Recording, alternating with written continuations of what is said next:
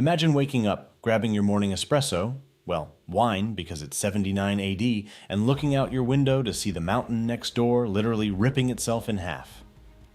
Most people know about Pompeii, the city that got frozen in time by a volcano. But what they don't tell you in history class is that the people of Pompeii had absolutely no idea Mount Vesuvius was a volcano. To them, it was just a really nice green hill where they grew excellent grapes.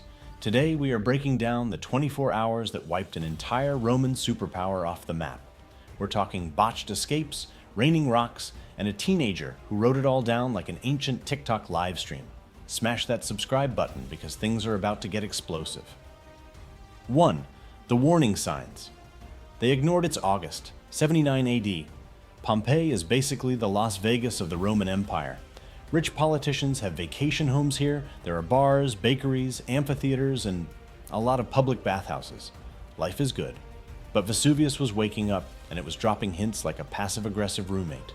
For days, minor earthquakes shook the city. Wells were mysteriously drying up. The farm animals were acting weird. But the Romans? They just shrugged and said, Neptune must be grumpy today, and went back to their gladiators and wine. They didn't even have a word for volcano in Latin. To them, Vesuvius was just a big mountain. 2. The eruption begins. And then, it happened. On August 24th, or possibly October, historians are still fighting about it, the top of Mount Vesuvius blew off with the force of 100,000 atomic bombs. A column of ash, rock, and superheated gas shot 20 miles into the stratosphere. Enter our main character of the day, Pliny the Younger. He was an 18-year-old kid staying across the bay. He looked out and described the smoke cloud as looking like a giant pine tree. This kid actually sat down and took notes while the world was ending. Because of him, scientists today call this a Plinian eruption. Back in Pompeii, the sky turns pitch black in the middle of the afternoon, and then it starts raining. Not water, pumice, white, lightweight volcanic rocks. At first, people are confused. They're walking around with pillows tied to their heads to avoid getting knocked out. Some people decide to pack up their gold and run. Smart move. But thousands of others decide to hide inside their homes thinking, we'll just wait out this weird rock storm. Spoiler alert, that was a fatal mistake. 3. The midnight horror and Herculaneum. By nightfall, the weight of the rocks is collapsing roofs all over Pompeii. If you stayed inside, you were trapped. Meanwhile, the volcano was just getting started.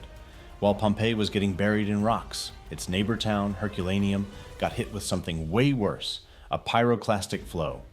Imagine an avalanche of superheated gas, ash, and rock traveling at 400 miles per hour, with temperatures reaching 900 degrees Fahrenheit. It hit Herculaneum instantly. It was so hot that the water in people's bodies instantly turned to steam and, well, let's just say their heads exploded. It was instant, apocalyptic vaporization. 4. The final blow to Pompeii. Morning comes to Pompeii, but there is no sun, just a toxic, choking fog. The volcano's eruption column finally collapses under its own weight.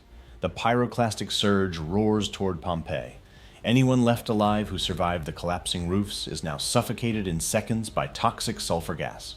Within 24 hours, Pompeii is buried under 20 feet of ash and volcanic stone, a bustling city of 20,000 people. Just gone. Forgotten by history for nearly 1,500 years. In the 1700s, archaeologists started digging and found something incredible. The ash had acted as a perfect preservative. When the bodies decayed over centuries, they left perfect hollow spaces in the hardened ash. Scientists poured plaster into these spaces, creating the famous haunting casts of the citizens in their final moments. It's a tragedy, but it's also history's greatest time capsule. We know what they ate, what their graffiti said, mostly jokes and political insults, and exactly how they lived, all because of one catastrophic day. Vesuvius is still active today, and millions of people live right under it. So if the ground starts shaking in Naples anytime soon, maybe don't ignore the hints. What would you have grabbed if you had to escape Pompeii? Let me know in the comments below. Don't forget to like, subscribe, and hit that notification bell so you never miss a wild history breakdown. See you next time.